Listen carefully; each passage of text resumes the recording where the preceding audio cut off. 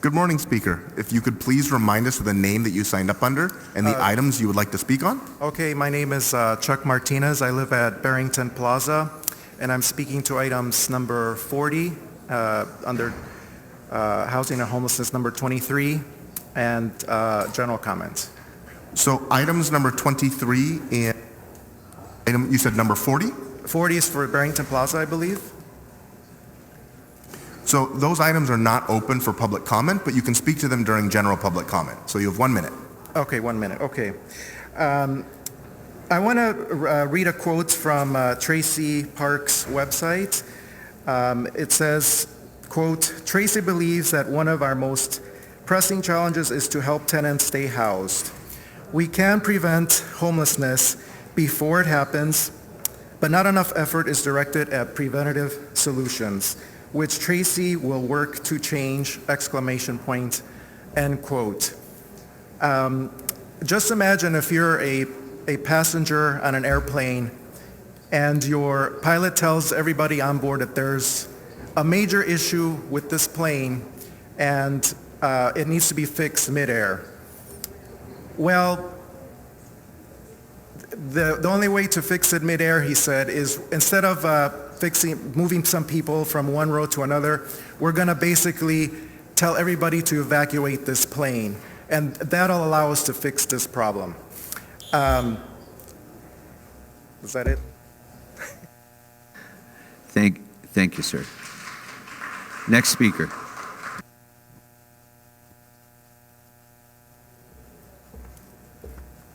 Good morning, Speaker. If you could please remind us of the name that you signed up under and the items you would like to speak on. It's Claudio Montanari. I'm going to be speaking on general comments and also on the homelessness. Okay, so you have 1 minute for general public comment. Okay. So I'm a tenant of Barrington Plaza.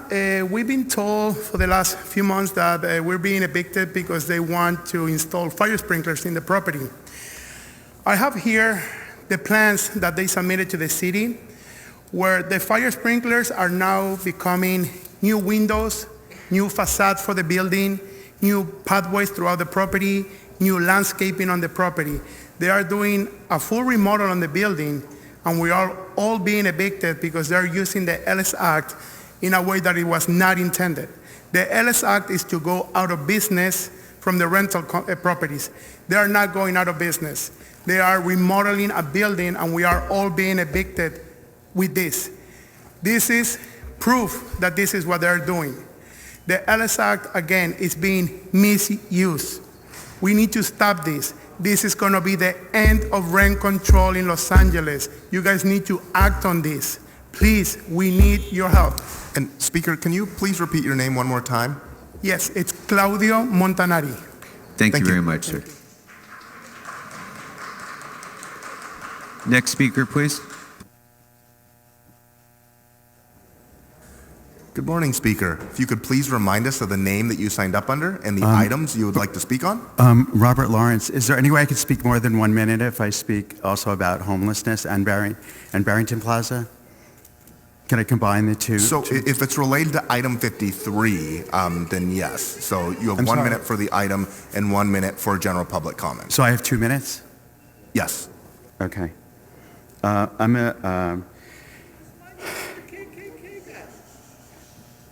Thanks for the opportunity to speak to you today about the mass eviction that is occurring at Barrington Plaza. You already know about Douglass Emmett's unlawful manipulation of the Ellis Act to evict the tenants in the name of gentrification and the end of all rent-stabilized units in the complex. They could easily keep their tenants housed on the premises by utilizing the tenant habitability plan.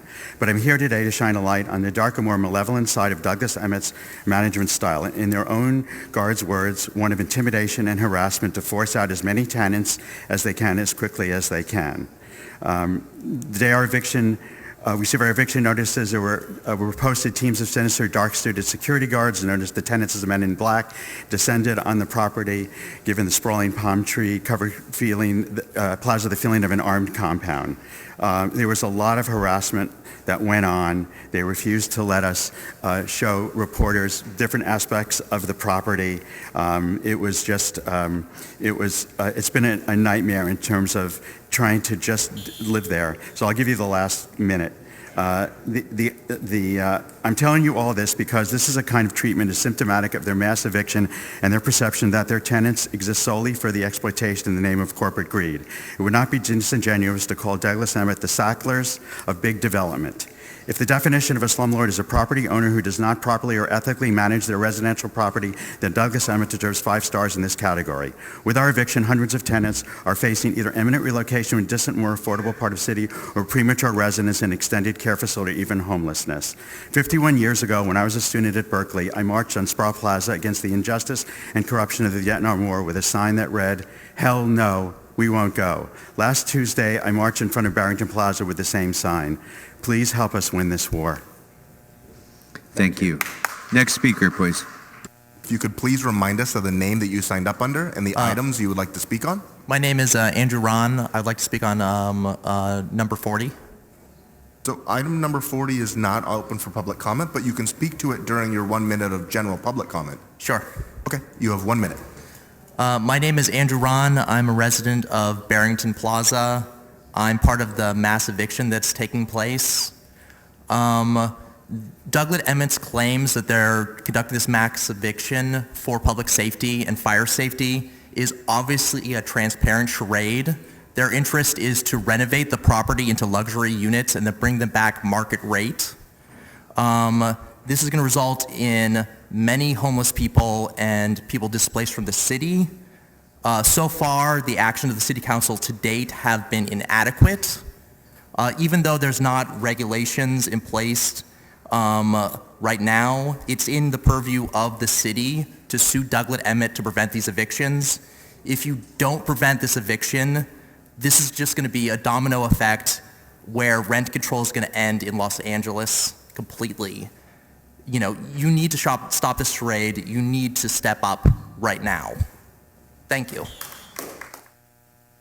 If we really cared about this so-called emergency, there wouldn't be Barrington Plaza facing a mass eviction. I don't know what anyone thinks is going to happen to that number of residencies if they're kicked out of their homes under the guise of fire safety when we all know that they want to bring rent-controlled units up to market rate. That's what's happened with my neighbor who's been harassed. And CD4 finally got back to me and offered to file a complaint to the housing department on her behalf, but the housing department doesn't really have a good track record of actually getting results or seeking punitive damages for landlords who violate the law. So again, in this emergency order, nothing about landlords, nothing about capital incentive, no eviction moratorium, no rent hike caps, no divestment from private equity firms owning other people's homes, no heavy punitive damages for landlords who harass their tenants or who don't maintain their units.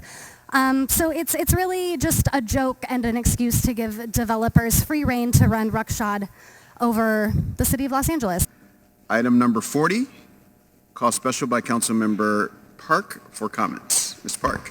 Thank you, and congratulations, President Pro Tem. I would like to invite the City Attorney and Housing Department to the table for some questions.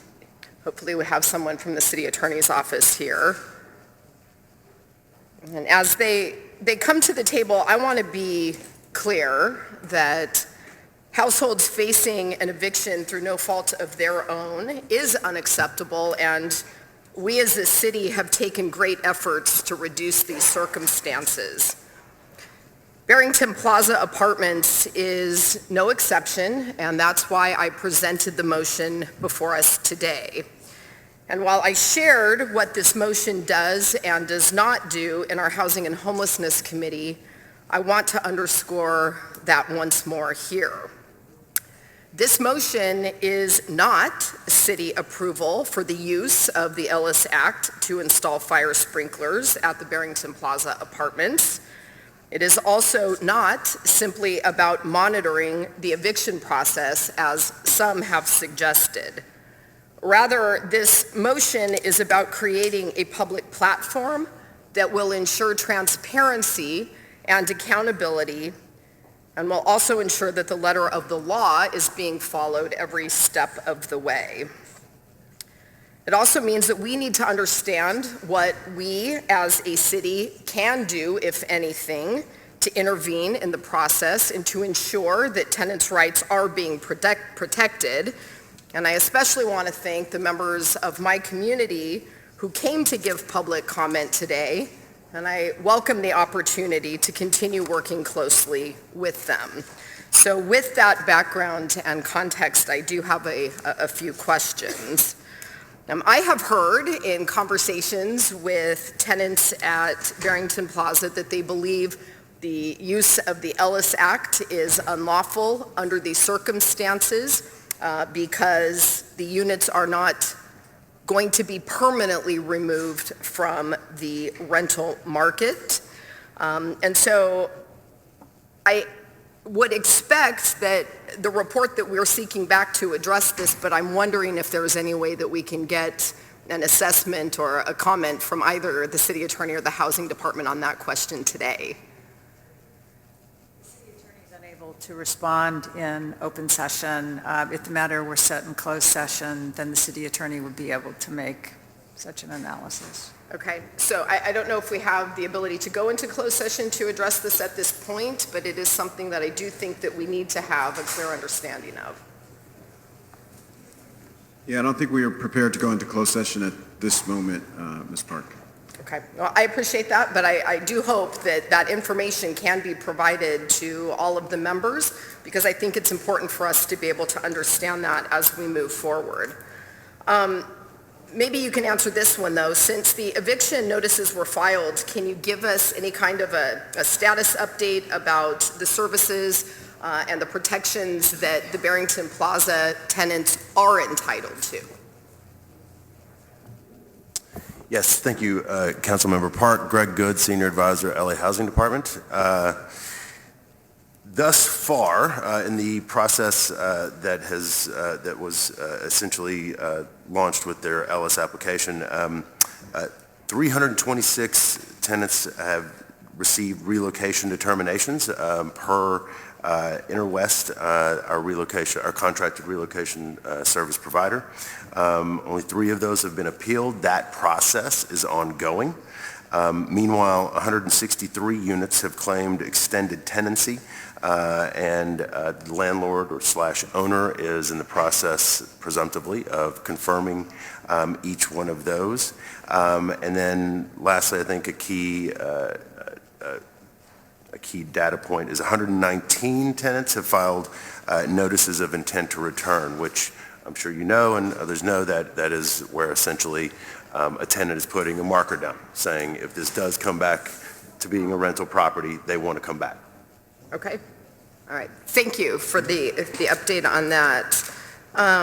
One of the concerns that I have heard raised by tenants is that there is a plan by the property owner to deduct accumulated pandemic rent from relocation assistance. Is that permissible under our current system here in the city? Do we know? I would actually, thank you, Council Member. My understanding is under the Ellis Act it is, but I would defer to the city attorney on that question. And the city attorney has no comment in open session. Okay, all right. Well, colleagues, the Barrington Plaza Apartments' troubled history is well known to many of us. These issues date back to its very first fire in 2013. Unfortunately, we do not have another decade to address the very real life and safety risks presented at this building. And with the Ellis Act evictions pending now, we do need to take action to ensure that the rights of these tenants are being protected. So I would ask today that this motion be approved so that we can deliver the accountability and the transparency that the tenants are asking for and that they deserve, and that we do receive an assessment back from the city attorney, whether that is a confidential or public document, that gives us some indication of whether or not we have the ability to intervene and what those grounds may be. So with that, I would ask for your aye vote. Thank you. Thank you so much, Ms. Park. Seeing no other speakers on the queue, we'll open the roll, close the roll, and tabulate the vote. 12 ayes.